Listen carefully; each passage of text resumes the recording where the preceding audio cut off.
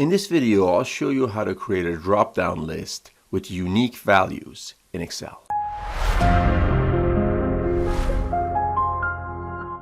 So a lot of people have been asking me how to create a drop-down list from a range which contains duplicates. And the most effective method I can think about is by using a helper column.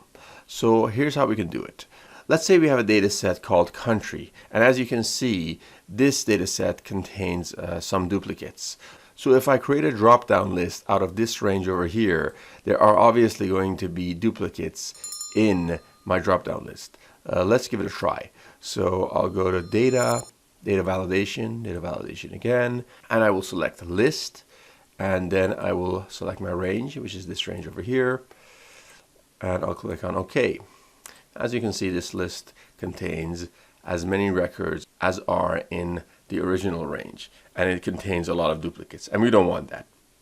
So to mitigate this, the one solution, as I mentioned, which I can think of, is just deduplicating this list and creating a drop-down list from the deduplicated list. And here's the formula for doing so. So I'm going to be using an index match formula to achieve this, and this is how it's done. So I'll create a helper column, and I'll also call it country. So the formula for achieving this is currently displayed on the screen. And I'm going to go ahead and insert this formula in this particular cell over here. Note that you will have to revise the formula depending on which cells and which range you're using in your data set. And then I'll click on Enter. As you can see, an error has been returned, and that's because this is an array formula. So in order to activate the formula, I have to click on Shift, Control, and Enter on my keyboard. There we go. So the first unique value has been returned. Now I'll drag this formula all the way down. And as you can see here, we only have unique values right now for this range. And you can see there's an NA. That's because the list is complete, and Morocco here is the very last unique name in this list. So in order to avoid this getting the NA, I can use an if error formula here. So I'm going to do that right now. If error, then blank. This way I'm going to avoid getting the NA. And then I'm going to click on Shift, Control, and Enter again to apply the array formula. And there we go. So now I'll drag it down again. As you can see, we're not getting the NA error anymore. And as easy as that, I have the unique list of countries generated here. Now I'm going to create my drop-down list from this unique list. So I'll select a cell in which I want to create the drop-down menu. I'll go to data validation again, list, and the source data is obviously this range over here.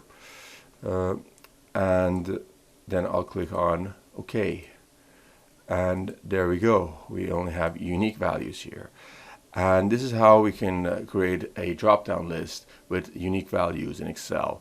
And it's obviously done using a helper column.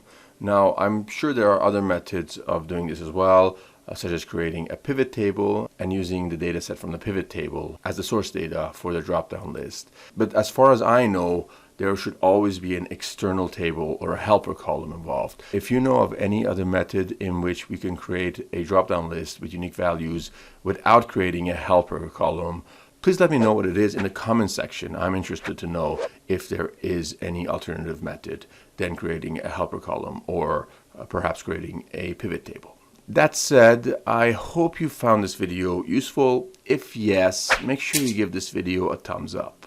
Also, if you haven't subscribed already, make sure to subscribe and also turn on notifications so you won't miss out on my future videos. Looking forward to seeing you in my next video.